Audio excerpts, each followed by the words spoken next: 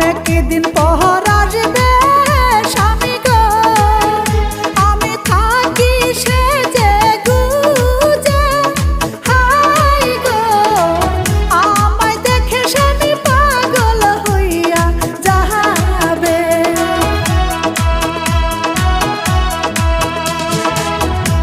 সর্বনাশ হইল আমার গো, টাকা পয়সা নিল